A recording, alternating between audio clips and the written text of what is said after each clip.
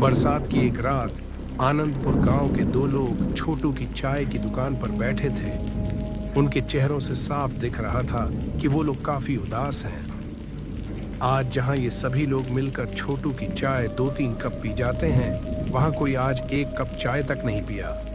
हर कोई गांव की मौजूदा समस्या को लेकर बहुत विचलित था। इसी बीच गांव के वर्तमान हेडमास्टर वर्मा छोटू की चाय की दुकान पर आ पहुंचे। अरे सूरज, वीरू, तुम लोग यहाँ इतने उदास होकर क्यों बैठे हो? मुझे इस गांव में आए हुए इतने दिन हो गए। मैंने तो कभी तुम लोगों को इतना परेशान नहीं देखा। हमेशा हंसते मुस्कुराते हुए ही देखा है, लेकिन आज अचानक क्या हो गया? मास्टर जी, मुझे पता था कि आप थोड़ी देर में यहाँ आ ही जाएंगे। हाँ हाँ छोटू, आज तो अपनी वो अदरक वाली चाय पिलाना मुझे, ठीक है? बहुत देर से सिर दर्द कर रहा है। और हाँ, तुम लोगों ने बताया नहीं कि हुआ क्या है। असल में क्या है ना मास्टर जी, हम सभी लोगों का आज मन बहुत उदास है। क्यों? क्या हुआ? इतने खूबसूरत गांव के लोगों के साथ घुलने मिलने से तो किसी का भी मन बेहतर हो जाएगा, लेकिन उन्हीं लोगों को आज अचानक क्या हो गया? आप तो जानते ही हैं मास्टर जी कि हमारे गांव में कोई अस्पताल नहीं था। कोई भी बीमार होता था तो उसे 2 गांव पार 10 मील दूर जाना पड़ता था। अस्पताल पहुंचने से पहले ही तो कितनों की मौत हो गई। इसीलिए हम सभी ने मिलकर अपने पैसे बचा बचा कर इस गांव में एक अस्पताल बनवाया। लेकिन क्या? हमारी सारी बचत खत्म हो गई। अस्पताल तो तैयार है, पर बिस्तर तो खरीदना बाकी रह गए।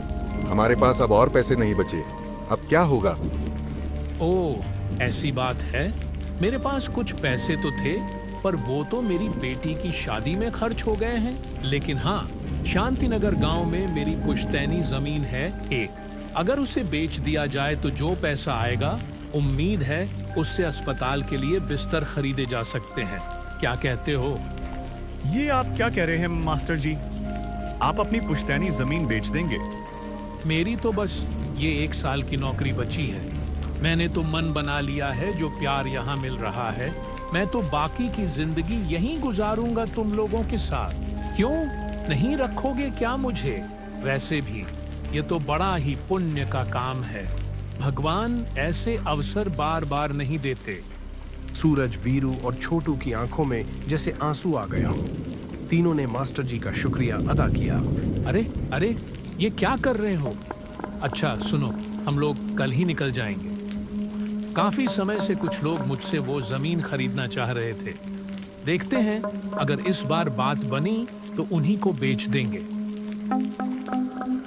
अगली सुबह मास्टर जी, सूरज और वीरू शांतिनगर गांव की ओर चल पड़े। जब वे ट्रेन में थे, बाहर बहुत जोर से बारिश हो रही थी। आसमान काले बादलों से ढका हुआ था और हवा भी बहुत तेज चल रही थी। ये बारिश तो रुकने का नाम ही नहीं ले रही है। मैं भी तो वही सोच रहा हूँ। इतनी बारिश में वहां जाएंगे कैसे? एक नदी भी तो पार करनी होगी। आपका गांव क्या स्टेशन से बहुत दूर है?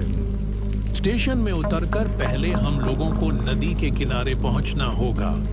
फिर वहां से नाव लेकर नदी पार करके जाना होगा मेरा गांव। ऐसे ही बातें करते करते समय बीतता चला गया।